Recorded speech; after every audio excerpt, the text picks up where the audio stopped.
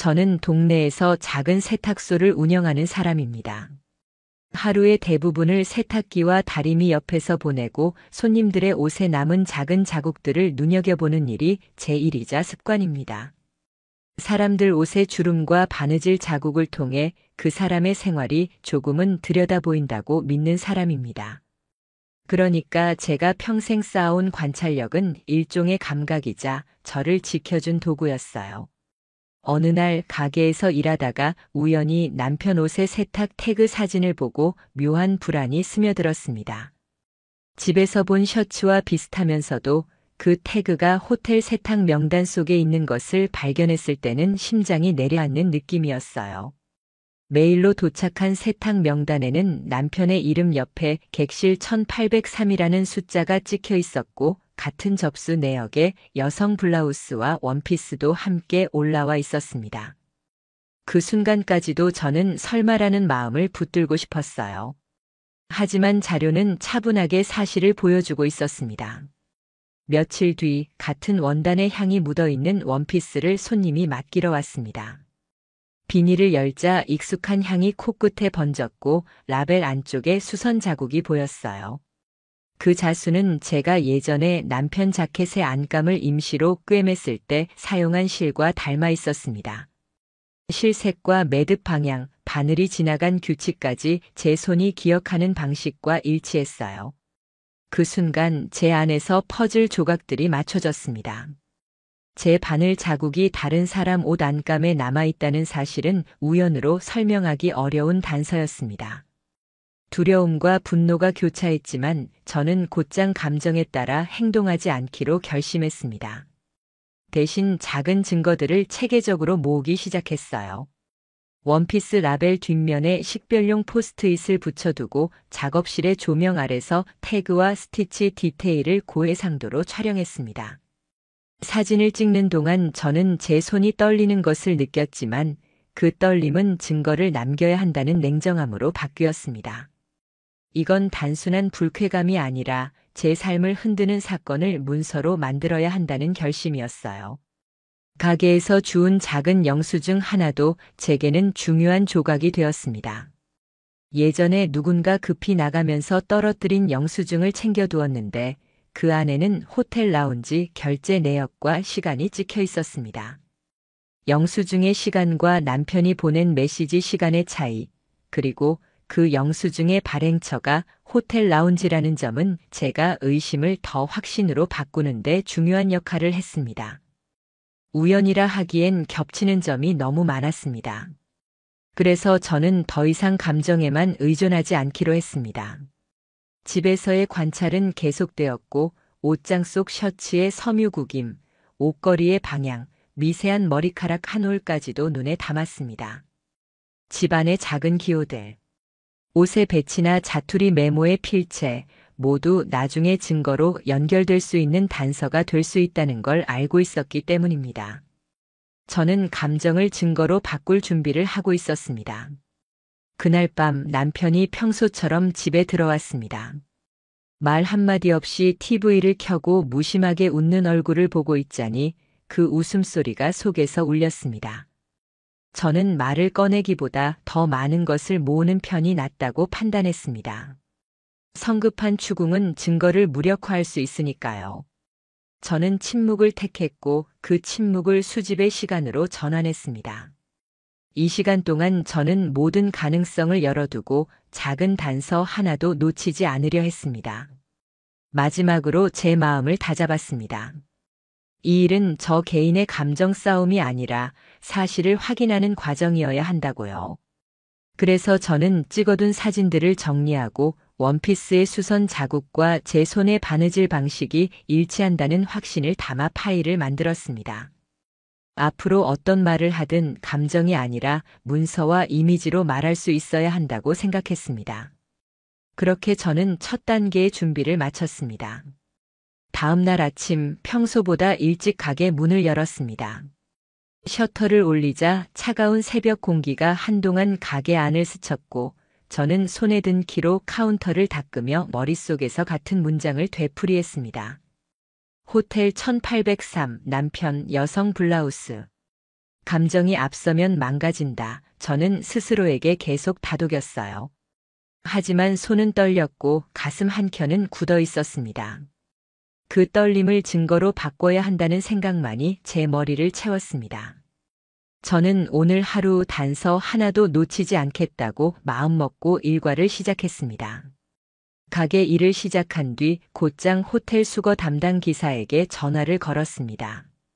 평소 거래가 있으니 자연스럽게 대화를 시작했죠. 저는 아무렇지 않은 톤으로 물었습니다. 지난주 금요일 1803호에서 온 세탁물 기억나세요? 잠깐의 침묵 뒤에 그는 기억을 더듬듯 말했습니다. 그 방 물량이 좀 많았어요. 남자 셔츠 몇 장, 여성 원피스 하나, 블라우스 2장 있었고 비닐에 향이 진하게 배어 있었어요. 저는 표정을 바꾸지 않으려 애쓰며 추가로 부탁했습니다. 혹시 그날 수거 사진 같은 거 있으면 보내주실 수 있나요? 내부 물류 확인하려고요. 기사는 습관처럼 현장 사진을 남긴다며 곧 사진을 보내주겠다고 했습니다. 사진이 도착하자 저는 모니터 앞에 숨을 죽였습니다. 사진에는 카트 위에 실린 흰 봉투가 보였고 멀리 라운지와 엘리베이터 직원들이 보였습니다. 인물은 흐릿했지만 봉투 모양과 주변 배치는 호텔 수거용 카트에 놓인 봉투와 일치했습니다. 저는 사진을 확대하고 축소하며 그 봉투의 모양, 스티커 자리, 카트 흔적 등을 꼼꼼히 비교했습니다. 인물의 얼굴은 확인되지 않았지만 그날의 동선과 물건 배치가 제가 가진 다른 단서들과 맞물리기 시작했습니다. 저는 그 사진을 파일로 보관하고 날짜 시간 메모를 바로 적어두었습니다. 오전 내내 저는 세탁 접수 장부와 지난 며칠간의 개인 수선 기록을 대조했습니다. 호텔 제휴 물량은 따로 표시해두는 우리 장부의 색깔과 개인 고객 쪽의 수선 내역을 하나씩 대조하자 의미 있는 패턴이 보이기 시작했어요. 제가 적어둔 메모 중 하나 향 강함, 비닐 추가가 하얀 봉투에서 풍겼던 향과 동일 계열이라는 점을 다시 확인했습니다. 작은 표현이었지만 반복되면 강력한 증거가 됩니다. 저는 그 메모들을 스캔해 법률 파일 폴더에 추가했습니다. 점심 무렵 평소처럼 수선 완료 문자를 보낼 때가 왔습니다. 저는 일부러 침착한 말투로 문자를 보냈습니다. 수선 완료되었습니다. 방문 가능하시면 찾아가 주세요. 발송 버튼을 누를 때 제 손가락은 굳어 있었지만 감정적 반응을 일으키지 않기 위해 최대한 평정심을 유지했습니다. 그 문자를 보낸 이유는 단순한 고객 응대가 아니라 그녀의 반응과 방문 시간을 통해 패턴을 더 확실히 보려는 계산된 행동이었습니다. 저는 나중에 방문 시간과 이동 경로가 남편의 동선과 겹치는지를 확인하려고 했습니다. 오후에는 가게에서 만날 수 있는 작은 증거들을 더 모았습니다. 같은 종류의 비닐, 접수표의 필체 패턴, 포장 방식의 미세한 차이까지 사진으로 남겼습니다. 또한 카운터에 있던 영수증과 포장용 스티커를 따로 보관해 두었고 누가 어떤 방식으로 포장했는지 기억해 두기 위해 당시 가게 안에 있던 직원의 이름과 근무 시간을 적었습니다. 이런 사소한 기록들이 쌓이면 같은 사람의 흔적을 만드는 데 도움이 됩니다. 저는 이것들을 모두 날짜별로 정리해 컴퓨터에 백업했습니다. 저녁이 되자 저는 제가 확인할 수 있었던 범위 내에서 남편의 평소 출퇴근 시간과 그 주의 휴대전화 위치 기록을 다시 한번 교차해 보았습니다. 명확한 일치가 보이면 좋겠지만 아직은 조각들이 완벽히 맞물리진 않았습니다. 그래서 저는 다음 행동을 준비했습니다. 다음 날 저는 카페 착석으로 호텔 로비를 관찰하는 일을 계획했고 필요하면 다시 수거 기사와 연락해 추가 사진을 요청하기로 했습니다. CCTV 확보 같은 민감한 자료는 변호사와 상의해 정식 절차로 진행할 생각이었고 그 전에 제가 현장에서 직접 확인할 수 있는 것들을 최대한 모아둘 생각이었습니다. 그날 밤 가게 문을 닫으며 저는 조용히 목록을 점검했습니다. 수거 사진, 접수 장부, 향과 비닐의 일치, 수선 접수 기록, 수선 완료 문자 발송 기록, 그리고 제가 정리한 날짜별 파일들. 이 항목들이 모여 하나의 흐름을 만들 때 우연이라는 변명이 줄어들 것이라고 저는 믿었습니다. 저는 이 흐름을 끊지 않기 위해 다음 날의 관찰 포인트와 필요한 질문 리스트를 메모장에 적어 침대 옆에 놓아두었습니다. 그 메모는 단순한 분노의 기록이 아니라 앞으로 법적 절차에서 말할 근거를 쌓기 위한 계획이었습니다. 그 주 주말, 저는 일부러 세탁소 문을 평소보다 일찍 닫았습니다. 손님들이 별로 없다는 핑계였지만 진짜 이유는 가방 안에 든 파일과 메모 때문이었어요. 지난 며칠 모아둔 사진들, 영수증, 스캔한 장부 복사본이 조심스럽게 정리되어 있었고 제 손에는 작은 메모장이 단단히 쥐어져 있었습니다. 저는 오늘 호텔을 직접 가서 제 가설이 맞는지 하나씩 확인해 보기로 마음먹었어요. 운전하면서도 머릿속엔 숫자들이 맴돌았어요. 17시 15분, 18시 42분, 1803호. 시간표처럼 박혀있던 그 숫자들이 오늘의 움직임을 지휘하는 지휘봉 같았습니다. 저는 호텔에 도착해 로비를 천천히 걸었습니다. 겉으로는 평범한 투숙객처럼 보이려 애썼어요. 라운지 소파에 앉아 주변을 관찰하는 동안 저는 손에 든 파일을 다시 한번 훑었습니다. 라운지 영수증과 하우스키핑 로그, 수거 사진과 세탁 접수 장부의 시간들이 자연스럽게 맞물리는지 확인하려는 목적이었어요. 라운지에는 손님들이 조용히 얘기하고 있었고 직원들은 일상 업무를 수행하고 있었습니다. 저는 테이블 위에 놓인 영수증을 슬쩍 확인하는 척하며 주변을 살폈고 라운지 바깥으로 오가는 직원들의 동선을 눈여겨봤습니다. 제가 눈여겨본 건 하우스키핑과 라운지의 시간 간격이었어요. 만약 객실에서 세탁을 맡긴 뒤 곧장 라운지로 내려왔고 라운지 결제 시각과 수거 기사 도착 시간이 일치한다면 그날의 동선은 자연스럽게 이어집니다. 저는 메모장에 라운지, 수거, 하우스키핑 순으로 연결되는지 적어두었습니다. 잠깐의 관찰 끝에 저는 하우스키핑 카운터 근처를 지나가는 직원에게 조심스럽게 말을 걸었습니다. 혹시 지난주 금요일 1803호 세탁물 수거 기록 확인할 수 있을까요? 저는 표정과 말투를 가볍게 유지했어요. 직원은 당황한 기색 없이 컴퓨터를 뒤져 담당자의 기록을 보여주었습니다. 그 기록엔 담당 이니셜과 수거 시각이 적혀 있었고 제가 가진 세탁 접수 장부의 시간과 일치했습니다. 저는 숨을 들이켰습니다. 이 작은 일치가 제게 더 큰 확신을 줬습니다. 다음으로 저는 하우스키핑의 멤버십 스티커와 라운지 영수증을 대조해 보았습니다. 라운지 영수증의 테이블 번호, 결제 시간, 사용된 카드 종류 등 세부 정보가 제 파일 속 영수증과 맞물리자 저는 점점 더 냉정해졌습니다. 모든 게 단순한 우연으로 보기에는 복잡하게 얽혀 있었습니다. 저는 휴대폰에 있던 사진들을 다시 열어 비교했고 그 자리에서 사진 몇 장을 촬영해 제 파일에 추가했습니다. 증거는 숫자와 이미지로 남겨야 했습니다. 호텔에서 돌아오는 길, 저는 가게에 들러 추가로 확보한 자료들을 정리했습니다. 수선 기록 카드 사본을 프린트해 바탕화면 폴더에 넣었고 영수증 뒷면의 서명과 남편의 메모에서 발견한 필체를 나란히 놓아 비교했습니다. 회계 시작과 끝, 글자의 기울기까지 세심히 살펴보았는데 닮은 점들이 눈에 보였습니다. 저는 잠시 숨이 멎는 것 같은 기분을 느꼈지만 곧 다시 자리로 돌아가 엑셀 파일을 열어 모든 항목을 시간순으로 정리했습니다. 감정은 칸에 넣고 사실만 채워 넣는 작업이었어요. 그날 오후 윤민지라는 이름의 고객이 가게에 왔습니다. 저는 일부러 밝은 표정을 유지하고 계산대 뒤에서 대화를 나눴습니다. 그녀는 원피스를 맡겼고 제가 맡았던 그 옷을 집어들었을 때 코끝에 익숙한 향이 스쳤습니다. 제 손은 자연스럽게 라벨을 확인했고 그 안쪽에 남은 수선 자국이 제 기억 속 바느질 방식과 일치함을 확인했습니다. 저는 조심스럽게 사진 몇 장을 더 찍었습니다. 이 순간이야말로 제 파일들이 하나로 엮이는 단서가 되는 지점이었어요.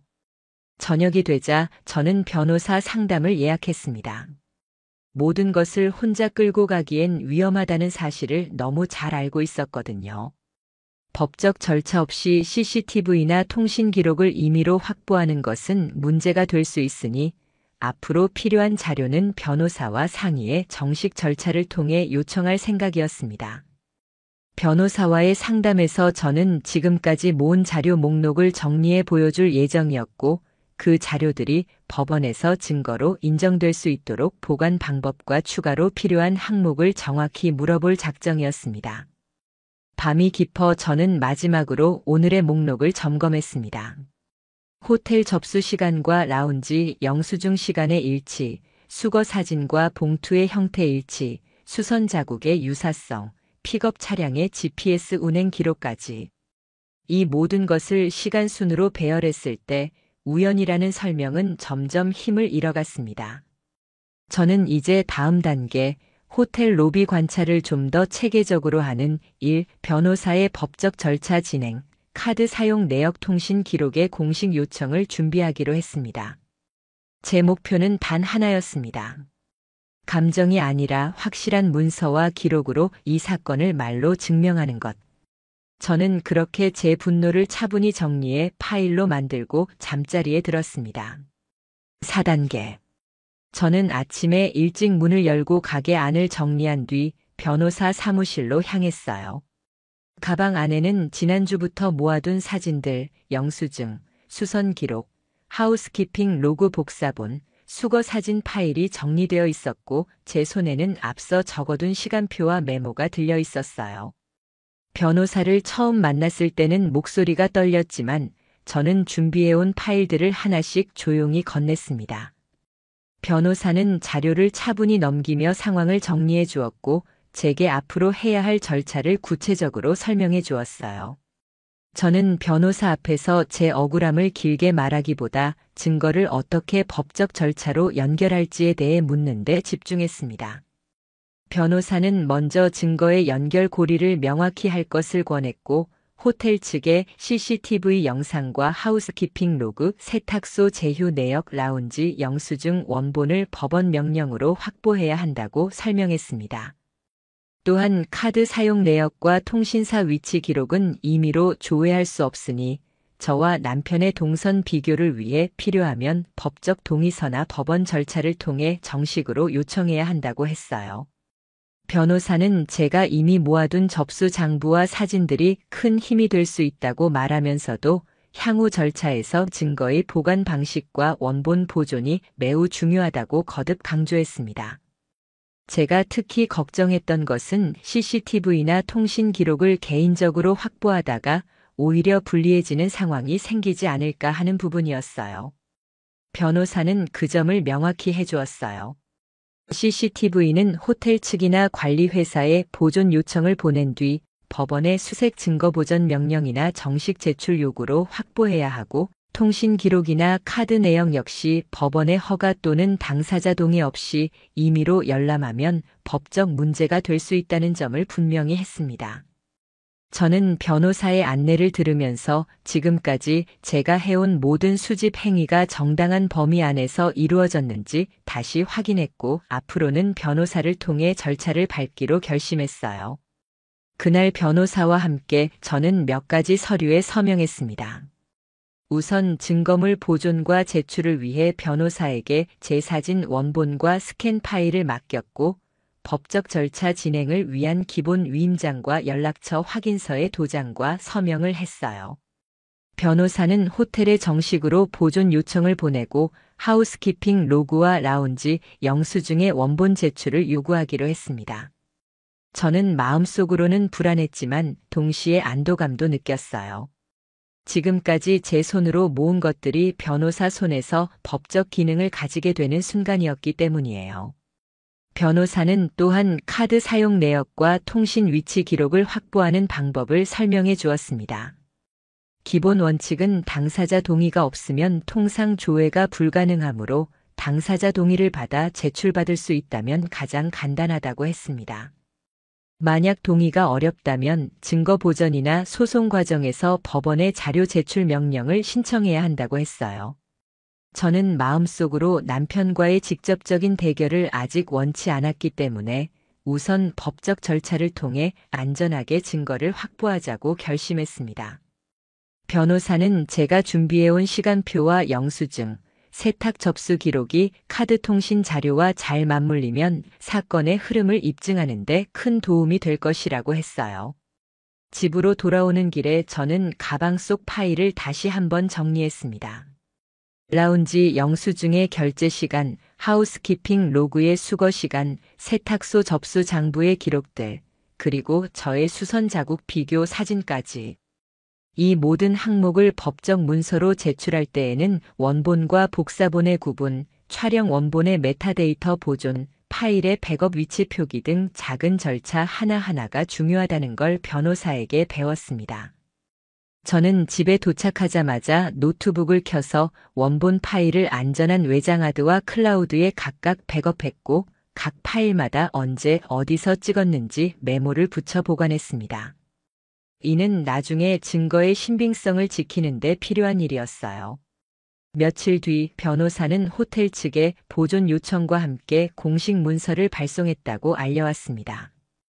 호텔 측은 우선 해당 날짜의 하우스키핑 로그와 라운지, 영수증 원본을 보관하겠다는 회신을 보내왔고 CCTV 영상은 법적 요청이 있을 경우에만 제공 가능하다는 답변을 해왔다고 했어요. 변호사는 다음 단계로 법원에 증거보전 신청을 넣어 CCTV 원본 확보와 카드 통신 기록의 제출을 요청하자고 했습니다. 저는 변호사의 계획표를 보고 하나씩 체크박스를 채워 나갈 때마다 가슴 한구석이 묵직하게 가라앉는 것을 느꼈어요. 하지만 동시에 이제는 체계적으로 간다는 묘한 안정감도 함께 왔습니다. 그와 동시에 저는 가게에서의 일상도 계속해 나갔습니다. 손님 응대는 평소처럼 했고 그 속에서 새로운 단서가 있나 민감하게 관찰했어요. 윤민지가 다시 방문했을 때 저는 일부러 대화를 길게 이어가지 않았지만 그녀의 필체 포장 방식향의 종류 같은 사소한 습관들을 더 세심히 기록했습니다. 작은 습관들이 모이면 큰 연결고리가 될 수 있다는 것을 저는 이미 알고 있었어요. 변호사와의 절차가 진행되는 동안 저는 현장에서 제가 직접 통제할 수 있는 것들을 가능한 한 안전하게 더 모아두기로 했습니다. 하루는 변호사에게서 전화가 왔습니다. 법원에 제출할 증거 목록을 최종 정리할 준비가 되었으니 제가 증언할 진술서를 작성해 달라고 했습니다. 저는 집으로 돌아와 조용히 앉아 그동안의 일들을 시간 순서대로 글로 정리하기 시작했어요. 감정적인 표현은 최대한 자제하고 사실 위주로 언제 무엇을 보고 어떤 파일을 확보했는지, 어떤 대화를 나눴는지를 차분하게 적었습니다. 저는 그 글을 변호사에게 보내고 변호사는 그것을 바탕으로 진술서 초안을 만들어 법원 제출용으로 다듬을 것이라고 말해주었어요. 이렇게 한 줄 한 줄 정리할 때마다 저는 제 억울함을 조금씩 외형으로 바꾸어가는 기분이 들었습니다. 그날 밤 저는 침실 불을 끄고 천장에 누워 오래전 우리 결혼 전의 기억들을 떠올렸습니다. 상황은 무섭고 아프지만 저는 이제 감정에 휩쓸리지 않고 절차로 맞서기로 했어요. 변호사가 준비한 다음 단계는 법원에 증거보전 신청을 넣어 CCTV와 통신, 카드 내역의 확보를 시도하는 것과 확보된 자료를 토대로 상대방에게 법적 통지를 보내는 것이었어요. 저는 그 모든 과정에 협조하기로 마음먹었고 이제 남은 것은 시간과 법률 절차가 만들어낼 결과를 묵묵히 기다리는 일이었습니다. 노란도시락님 요청하신 대로 5단계 대본을 준비했습니다. 다음 단계로 이어질 수 있도록 사건 전개와 감정선, 법적 절차 묘사를 자연스럽게 연결했습니다. 아래는 이야기 형식의 대본입니다. 5단계. 첫 재판날 아침 저는 평소보다 일찍 집을 나섰습니다. 회색 건물 앞에 서서 햇빛을 바라보니 그 빛이 오늘따라 더 차갑게 느껴졌습니다. 가방 안에는 변호사와 함께 정리한 증거 파일들이 단단히 들어 있었고 제 손엔 그동안 적어둔 메모 하나가 쥐어져 있었습니다. 숨을 깊게 들이켠 뒤 저는 법원 건물 안으로 들어갔습니다. 방청석에 앉아 있을 때도 제 심장은 고요하지 않았지만 가능한 한 차분하게 서류를 손에 쥐고 있었습니다. 저는 오늘의 목표가 감정 표출이 아니라 사실을 차근차근 보여주는 것임을 스스로에게 되새겼습니다. 곧 문이 열리고 피고들이 들어왔습니다. 남편은 평소보다 수척해 보였고 옷매무새도 흐트러져 있었습니다. 윤민지는 눈밑이 어두웠고 고개를 숙이고 있었습니다. 저는 그들을 똑바로 보지 않았습니다. 제 시선은 오직 변호사와 제출될 증거들, 그리고 판사석에 있었습니다. 재판이 시작되자 변호사들이 정리한 자료가 법정에 제출되기 시작했습니다. 제 변호사는 호텔 세탁 명단과 세탁소 접수 장부 라운지, 영수증, 하우스키핑 로그, 그리고 원피스 안쪽의 바느질 사진까지 하나씩 꺼내어 판사 앞에 놓았습니다. 자료가 탁자 위에 놓일 때마다 법정 안의 공기가 묵직해졌습니다. 판사는 서류를 천천히 훑어보더니 남편 측 변호사에게 질문을 던졌습니다. 이 객관적 자료들에 대해 반박할 점이 있습니까? 남편 측 변호사는 서류를 들추며 말을 이으려 했지만 이내 목소리가 흐려졌습니다.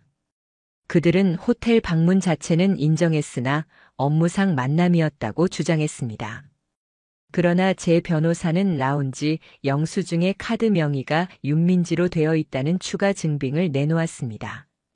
그 순간 남편의 얼굴이 창백해지는 것을 저는 보았습니다. 판사의 표정도 잠시 굳어졌습니다. 윤민지 측 변호사에게도 같은 질문이 이어졌습니다. 이 결제 내역과 세탁 기록, 그리고 위치 기록이 모두 같은 시간대에 포착되었는데 우연으로 보십니까? 짧은 침묵 후 그녀의 변호사는 우연일 수 있습니다라고 답했지만 목소리에 힘이 없었습니다. 저는 그 말을 듣고 속으로 생각했습니다. 우연이라는 말은 증거들이 연결되어 있을 때 설 자리를 잃습니다. 제가 모아둔 조각들이 하나로 맞춰지는 순간 법정의 균형도 조금씩 기울기 시작했습니다. 재판은 길게 이어지지는 않았지만 제게는 중요한 전환점이었습니다. 판사는 증거들을 꼼꼼히 확인했고 법정 내 분위기는 점점 저에게 유리하게 흘러갔습니다. 서류와 사진, 영수증, 로고들의 시간대가 서로 맞물리자 변호사들 사이의 말도 점점 줄어들었습니다. 저는 방청석에 앉아 모든 것이 기록으로 남는다는 사실을 느끼며 차분해졌습니다. 재판이 끝난 뒤 복도에서 변호사가 다가와 속삭였습니다. 이 정도면 사실상 이긴 겁니다. 다음 기일에는 배상액 조정 논의로 넘어갈 가능성이 큽니다. 그 말을 들었을 때 저는 한동안 숨을 놓지 못하고 벽에 기대 서 있었습니다. 법원을 나서는 길 뒤에서 들리는 작은 목소리에 저는 발걸음을 멈추지 않았습니다. 누군가 미안해요라고 했지만 저는 돌아보지 않았습니다. 그 말 한마디로 제 억울함이 사라지지는 않았기 때문입니다. 집에 돌아온 남편은 어색한 표정으로 민지가 많이 힘들어하더라라고 말했지만 저는 차갑게 대답했습니다. 그날 저녁 저는 집안에 불을 끄고 텅 빈 공간을 바라보며 이 싸움이 단지 개인의 감정 탈환을 넘어선 일임을 다시 한번 깨달았습니다. 제 목적은 명확했습니다. 책임을 묻고 그로 인해 제 삶이 받아야 했던 피해를 문서로 확인받는 일. 저는 그 목표를 향해 차분히 걸어가기로 마음먹었습니다. 며칠 뒤 변호사로부터 연락이 왔습니다. 상대 측에서 일부 위자료를 조건 없이 지급하겠다는 제안을 해왔지만 금액을 줄여달라는 요청이 있다는 내용이었습니다. 저는 단호하게 대답했습니다. 줄이지 마세요. 합의하지 않습니다. 끝까지 갑니다. 변호사는 제 의사를 전달하고 결과를 기다리겠다고 했습니다. 그 소식을 들으며 저는 이상하게도 복잡한 감정 대신 냉정함이 더 크게 일렁이는 것을 느꼈습니다. 사람들의 말과 시선이 그녀의 주변을 바꾸고 남편의 직장에서도 불이익이 생긴다는 소문이 돌았습니다. 그러나 저는 그런 소문에 신경 쓰지 않기로 했습니다. 저는 법정에서 제 권리를 확인받을 때까지 멈추지 않을 것입니다.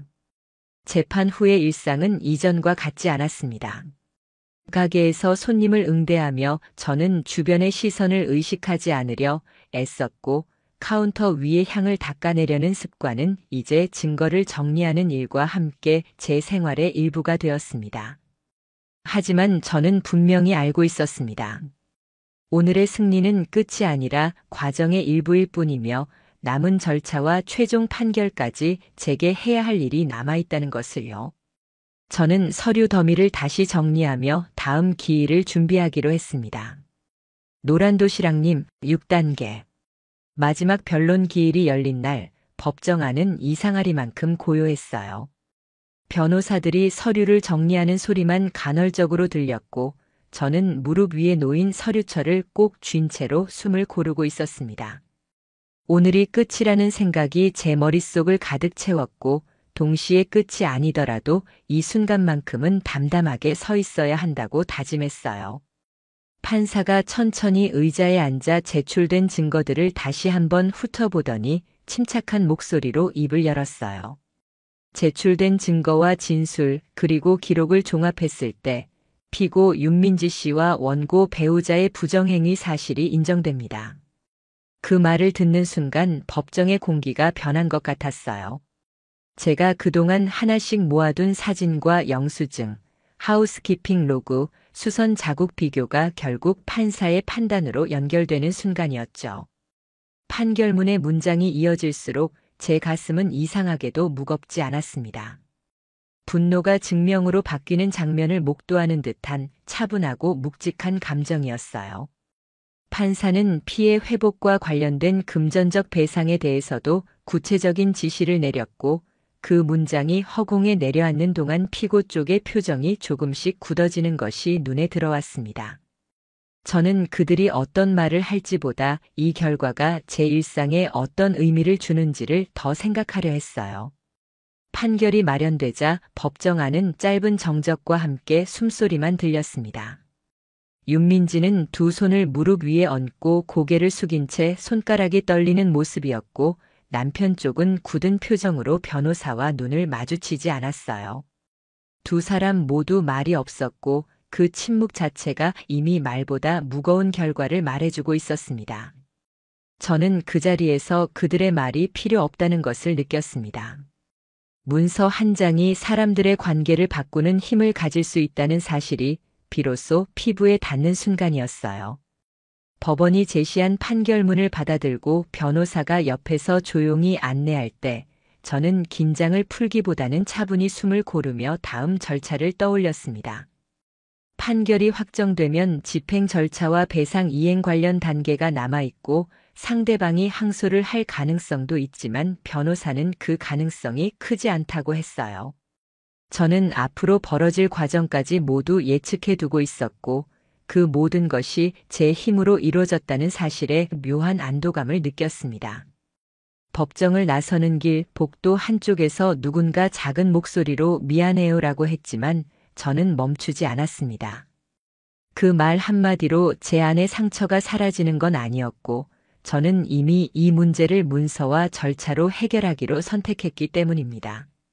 집으로 돌아오던 발걸음은 가볍지 않았지만 확실히 다른 의미의 가벼움이 있었습니다.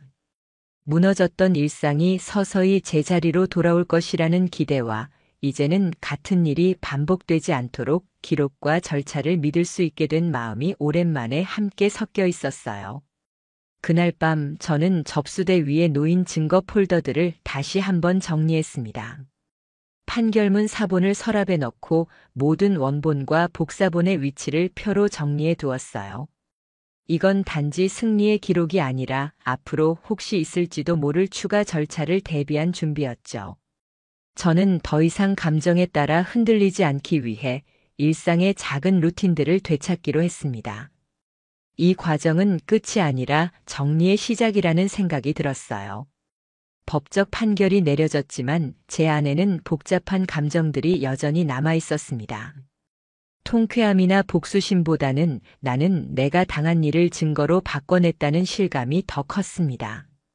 그리고 그 실감은 앞으로의 삶을 다시 설계하는 힘이 될 것이라는 믿음으로 바뀌었어요. 저는 천천히 숨을 고르고 셔터를 내리며 내일의 일상과 앞으로의 작은 목표들을 하나씩 떠올렸습니다. 오늘의 판결은 그 출발점이 될 거라고 저는 믿었습니다. 판결이 확정된 뒤 맞이한 첫 월요일 아침, 저는 평소처럼 세탁소 문을 여는 손이 조금 덜 떨리는 것을 느꼈어요. 집을 나서는 발걸음은 가볍지 않았지만 그 무게는 예전의 무기력함과는 달랐습니다. 이제 이 사건은 제 개인적인 분노만으로 끝나는 문제가 아니라 문서로 정리된 사실이 되었고 저는 그 사실을 바탕으로 다시 삶을 설계해야 했어요. 판사는 제출된 증거들을 종합해 부정행위 사실을 인정했고 그 말은 제 억울함이 공적인 판단으로 이어졌다는 뜻이었어요. 법원이 내린 결정이 제 손에 도착했을 때 저는 판결문을 한 장씩 넘기며 호흡을 조절했어요. 그 문서에 적힌 문장들이 단지 종이 조각 이상으로 느껴지는 순간 제 안의 감정은 복잡하게 뒤섞였습니다. 기쁨도 통쾌함도 여전히 아픈 상처도 있었습니다. 저는 한동안 말없이 판결문을 책상 위에 놓아두고 창밖을 바라보며 천천히 숨을 쉬었어요. 법적 판단이 저에게 준 가장 큰 선물은 이제 더 이상 내가 혼자 증명해야 한다는 불안에서 조금은 벗어났다는 점이었죠. 판결 이후 주변의 반응은 예상보다 빠르게 바뀌었어요. 소문이 퍼지며 상대방의 생활에 변동이 생겼고 그 영향이 제 귀에 전해졌습니다. 윤민지 씨가 다니던 곳에서 거래가 줄고 SNS를 비공개로 돌렸다는 이야기, 남편이 회사에서 불이익을 받았다는 얘기들이었어요. 저는 그런 소식들을 들으면서도 복잡한 감정 대신 담담함이 더 컸습니다. 이건 누군가를 망가뜨리려는 마음이 아니라 제 삶이 원래 있어야 할 자리로 돌아오는 과정이라고 느꼈기 때문이에요.